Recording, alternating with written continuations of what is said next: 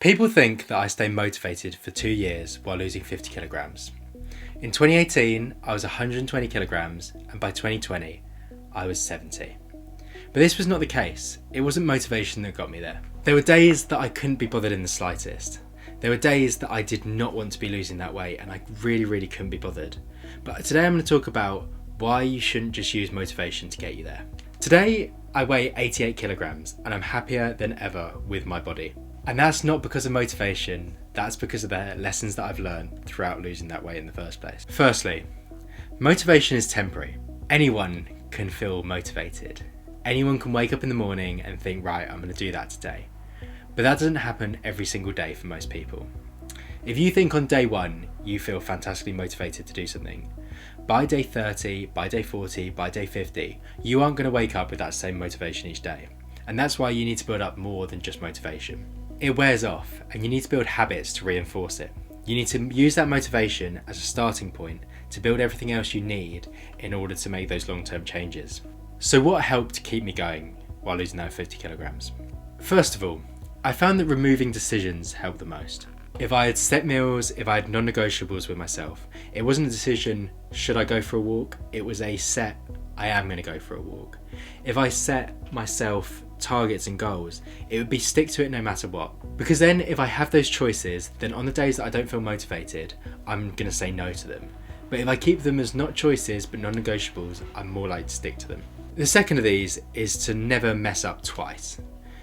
If I have a bad meal, if I have a meal that I go way over on my calories on what I'm meant to have, I have a cheat meal or something like that, just don't do it again. And I know that sounds so easy to say and so easy to just be like, well, just don't do it again. But actually, I think there's a point to it. If you have a cheat meal one day and then the next day you just go and do it again, then that is where the problem begins. You're now making it a habit to consistently have a cheat meal. Or if you're going to not go for a walk one day and then the next day you think, well, I didn't go for a walk yesterday, so I won't bother today, what's the point? That is how you'll cascade things to form failure.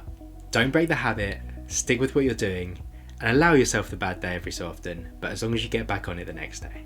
Because also what you'll find with doing this is actually you won't have the bad days so regularly, because you're so locked into doing it. Thirdly, track your progress. Whether this be through weighing yourself, progress pictures, and even just a general sort of look at whether you're wearing a smaller belt or something like that, I feel like this is really important. It keeps you to it. I didn't take progress pictures at the start. I was too embarrassed to take them. I felt like I was never actually going to lose the weight, but I wish I had.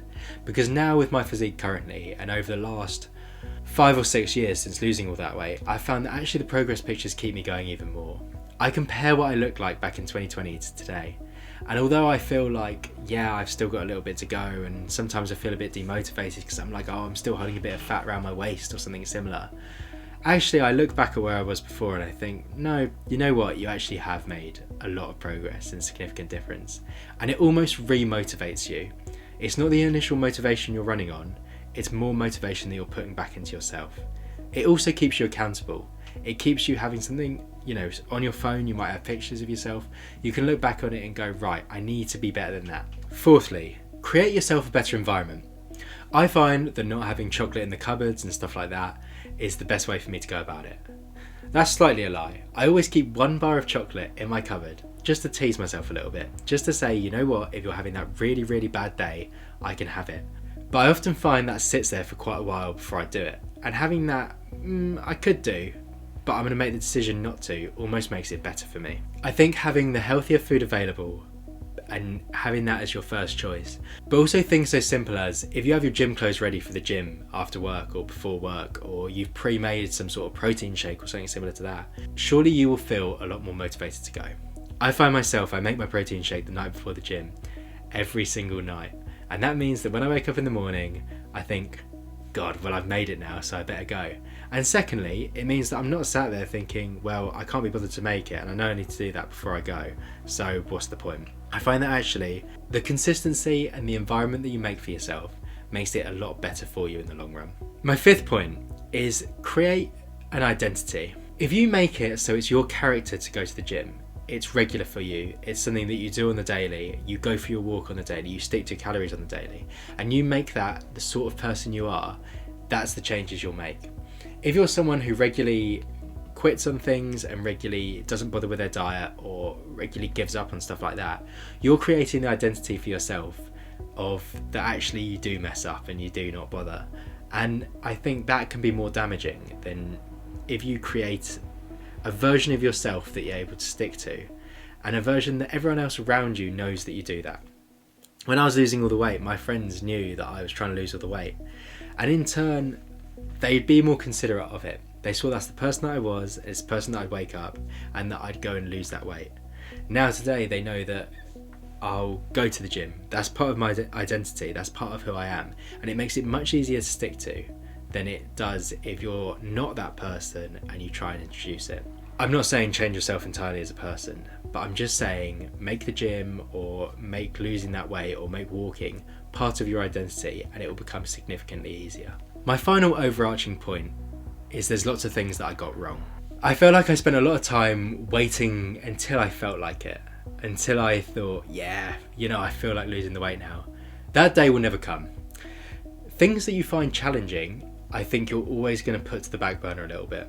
You're always going to be like, no, not today. And I don't think that's the right way to go about things. If you're looking for a day that you feel excited about it, I don't think that's the way to go either. Be consistent on your day-to-day and you'll be so impressed with the result. And I promise you that.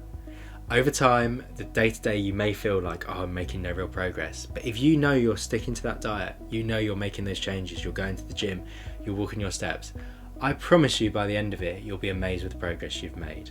So just stick to it. It takes longer than you think. People always think, well, that'll be done in 3-4 months or something like that. That's never usually the case. You've really got to stick to it over the long term. Don't just wait to feel motivated. Start today, and I promise you, you will reach those goals. I want you to tell me what sort of targets you're aiming for and what your current goals are.